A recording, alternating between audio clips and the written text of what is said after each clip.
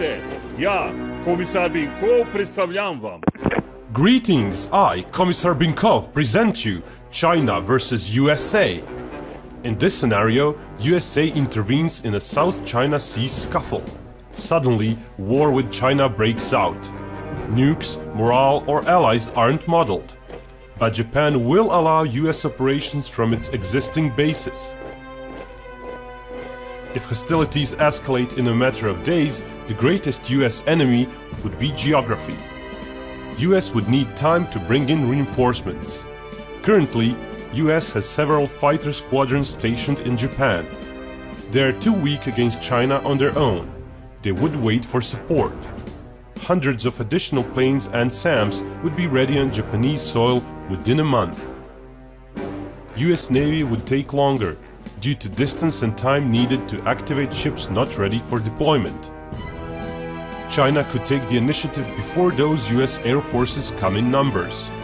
Targets in mainland Japan would be farther away and carry a bigger political penalty. They would also be more easily defended, so China would focus its attacks on more worthwhile targets. Most immediate threat would be the Okinawa bases. A rain of missiles would follow. While China has a large ballistic missile inventory, majority of it would not reach past Okinawa. Cruise missiles can reach past it, but their numbers are not as large. US would have to pack a lot of planes per base to match the Chinese in numbers. But densely packed bases also mean more losses if those bases get attacked. China would follow up missile strikes on Okinawa with air force attacks. China would enjoy numerical superiority and perhaps even a favorable loss ratio. US would be left with unusable bases for as long as China can deny access.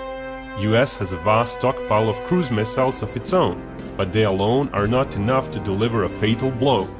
War against China would require so many important targets to be hit that the shown inventory would be inadequate. Most of the targets would be repairable within the course of the war. Airbase elements and runways could be repaired within a day or so. Follow-up airstrikes would be needed, but US would lack those planes in the opening stage of the war. China is behind in high-endurance aerial reconnaissance. It also trails in number of special mission surveillance planes. Satellites-wise, China is somewhat closer to parity in some regards, but still trails behind overall. Still, due to limited basing space, US would not be able to use most of these planes at once. Better part of US bases would essentially be safe from continuous missile strikes. They would be too far away for unrefueled Chinese fighters. Chinese tanker fleet is quite small, and such attacks are unlikely to achieve the required concentration of firepower. Such airstrikes would involve vast losses for a small and temporary gain. China would choose not to attack. US also has Guam, but it is too far away for any tactical plane on its own. Extensive in-air refueling operations would have to be performed, cutting into the sortie rates. Guam could be more useful to US as a bomber base and means of patrolling the South and East China Seas. Civilian airports near Guam would also be put to military use. US tanker fleet is so huge that US could find space for only a portion of it. Average US tanker can double the range of up to a dozen US fighters.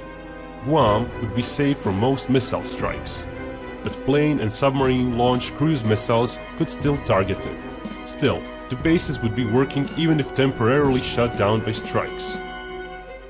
Exploiting the small initial US presence and paused key base operations, China could send most of its fleet towards Guam, but it is unlikely Guam would be completely shut down for a week at a time.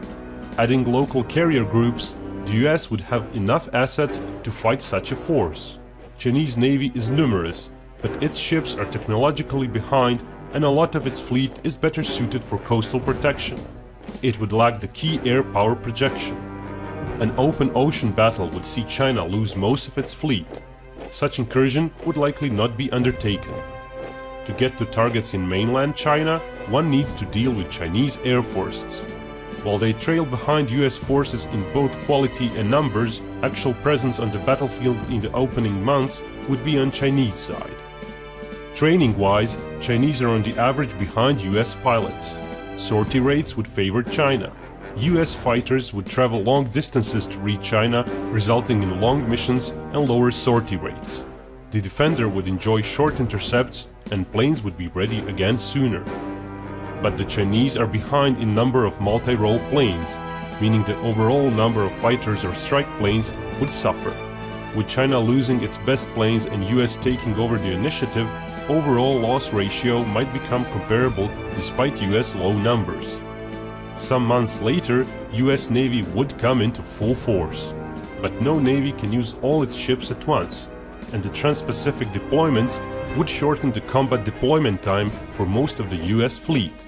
Still, the difference in numbers and capability is staggering. China would have to choose: keep its navy battling for the seas close to Okinawa, thus slowing down US airstrikes, or keeping its fleet tucked away around safer areas. US naval air defenses would be in position to further deny strikes on Okinawa. China would eventually run out of missiles and fall back after inevitable naval